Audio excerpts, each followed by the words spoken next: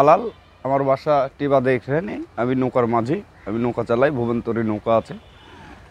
আমি প্রতি বছরেই নদীতে পানি হয়, গেলবার থেকে এবার একটু পানি বেশি হয়েছে, কিন্তু সেরকম আতঙ্ক তো আমাদের রাজশাহীতে নাই। পদ্মা নদী দিয়ে আমাদের রাজশাহীতে টিবাদে ওরকম আতঙ্ক নাই।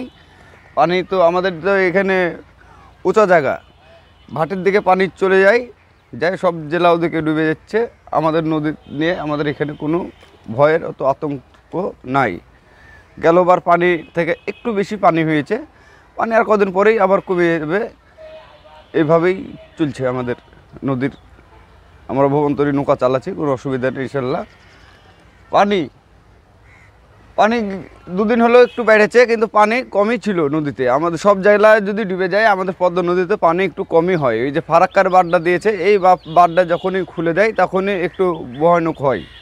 তাছাড়া আমাদের এই নদী বিলের থেকেও ছোট হয়ে থাকে, অল টাইম বালুর চর সবসময়। এই ভাদর মাসে একটু পানি আসে কাছে, এই। তাছাড়া আমাদের এখানে কোনো আতঙ্ক নাই ভাই।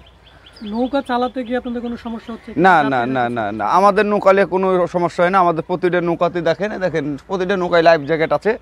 আমরা বড় নৌকা, আমাদের নৌকায় মোটামুটি 40 জনের ক্যাপাসিটি, খালি সিটেই গোর পাতলে 80-90 জন যায়। আমরা বর্ষার সময় এত তুলি না, হাইস্ট 10 জন 12 জন 15 জন, এর বেশি আমরা তুলি না। পুলিশ থাকতো, ওরা নিয়ন্ত্রণ করতো, এখন পুলিশ নাই, এখন আমরা এটা নিয়ন্ত্রণ করি। 15-20 জনের বেশি এখন আর বর্ষার সময় তুলি না। সবাই তার নৌকায় ঘুরে না যায়, অনেকেই ভয় করে যে পানি দেখে, অনেকে ফ্যামিলি নিয়ে আসে, বাপ মাকে নিয়ে আসে তো নৌকায় চড়তে চায় না। যারা চড়ে, যারা সাঁতার যারা পারে, তারাই একমাত্র কিন্তু নৌকাটা ভ্রমণ করে। আর লাইফ জ্যাকেট তো অবশ্যই আমরা দিই, পরিয়ে দিই, দিয়ে আমরা ভ্রমণতরী নৌকায় যাত্রী নিয়ে ঘুরাই।